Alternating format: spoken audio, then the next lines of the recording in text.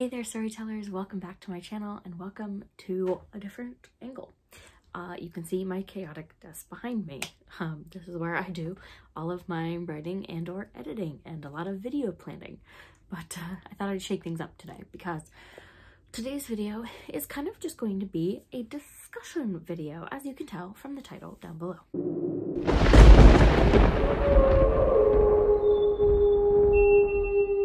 So, given that it's October, it's spooky season, it's time to read the spooky books, I thought I'd discuss with you the 5 things I look for in a spooky novel. What makes a spooky novel great? That's what we're discussing. Now, to determine what I looked for in a spooky novel, I started with what I would probably classify as my favorite spooky novel. It's the one I refer back to a lot, and it was definitely the one I used to describe my ideal characteristics in a spooky novel. I thought, okay, what is it about this book that does it for me, that just gets the creep factor going? And then I kind of wrote that list down and kind of compared it to other spooky books that I've read to see if those criteria held up. So without any further ado, let's just discuss it. So the first thing I look for in a spooky novel is a spooky atmosphere. And this is kind of accomplished in a few different ways.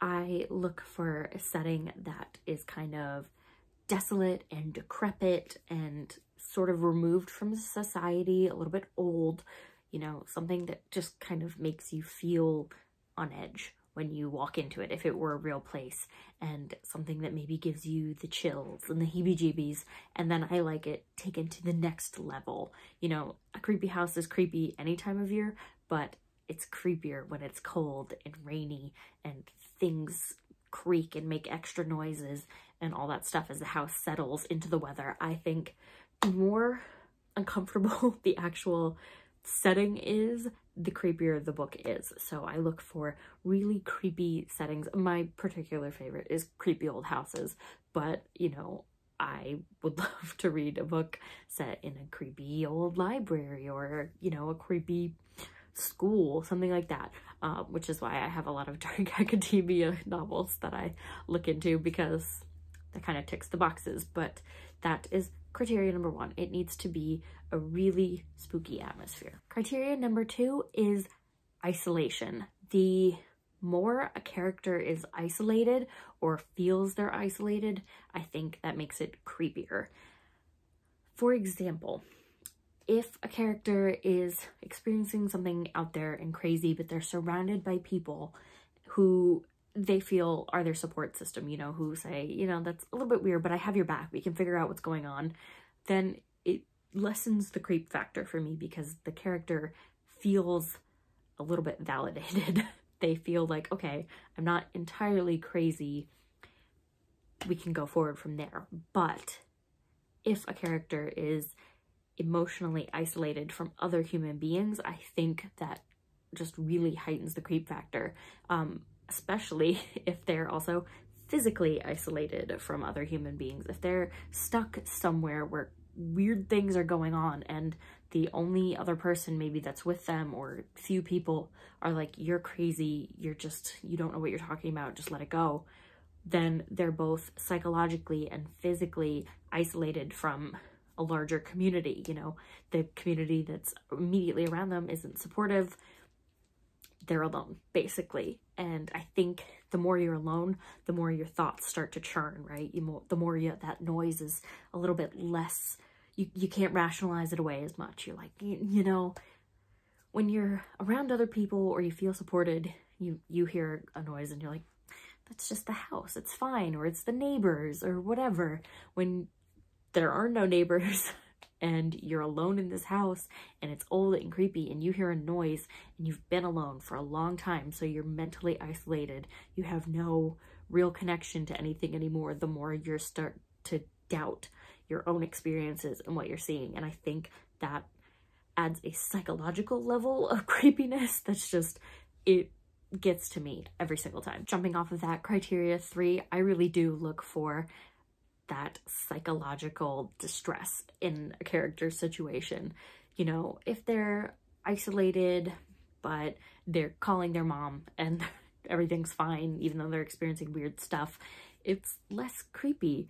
I really like the characters to be really kind of unsure of that bump they heard in the night or that thing they saw out of the corner of their eye. I think that is what gets me. That's what creeps me out when I have those moments of like, did I just see that thing I saw? That's personally what creeps me out. So I look for that in my spooky novels. I particularly think, you know, gore, so to speak, in a novel is fine, but I don't find it particularly creepy. It's just kind of gross because gore in a novel is kind of overly detailed and, you know, it's just kind of like, okay, ick. But psychological distress really wears on a person. The more psychologically distressed they are, the more the gore stands out, the more the little things stand out. It all starts building, and I look for that. I like that slow build of just more and more and more doubt until the character's going crazy from not being sure of whether or not what they're seeing is real. Criteria number 4 is clues, and regardless of whether or not the novel is a mystery, I really like hints to be along the way of what's going on.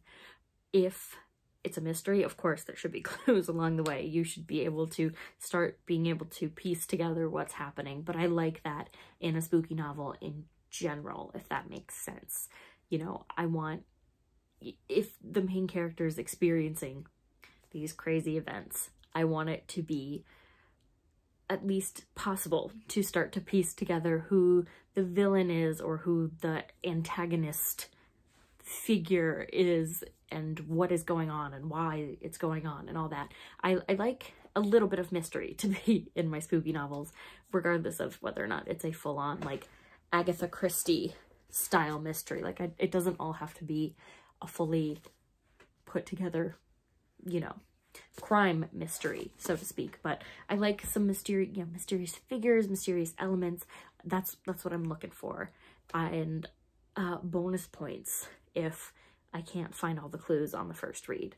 If I get to rediscover new clues along the way as I reread, beautiful. And criteria number 5 that I really look for in a lot of my spooky novels is a supernatural element or something that requires me to suspend my disbelief a little bit. Crime novels are often very based in reality because they're crimes, they're things that can happen, and that's fine. They can be spooky, but I really think there's something extra spooky about that supernatural element, just because supernatural figures don't have to conform to the rules of our day-to-day world by nature of the fact that they are supernatural creatures. So I think that just makes it a little bit spookier because you don't quite know what they're gonna do, and there's a lot of room to sort of play with even the rules within supernatural creatures as they stand. You know, you can turn vampire tropes on their heads or turn ghost tropes on their heads. There's room to play, and I think that means there's room to make it creepier by extension, if that makes sense. You know what I mean? If I can't quite figure out what's going to happen because the ghosts aren't playing by the normal ghost rules, then it's gonna creep me out. It's gonna. And sometimes, even if they are playing by normal ghost rules, it's just something about the supernatural element that's just a little bit eerie and unsettling. So those are my 5 criteria that I look for in my spooky novels that I like to read, the ones that really stand out to me. And I figure it's only fair that I tell you which spooky novel inspired this list especially. And of course, you may have guessed it by now because I talked about it last year a lot and I talked about it this year already quite a few times. And that is The Woman in Black by Susan Hill. Something about that novel is just so perfectly creepy. The setting, the atmosphere, the isolation, the supernatural element, it's got all the boxes. There's a little bit mystery because you get to dig into her past. For me, I think, like I said, I would probably rate it as like a perfect creepy novel, one of my favorites, if not my favorite creepy novel. So yeah, The Woman in Black is what inspired this list, and it's definitely holds up against other creepy novels that I read. Novels like Dracula or Edgar Allan Poe stories, or what else have I read?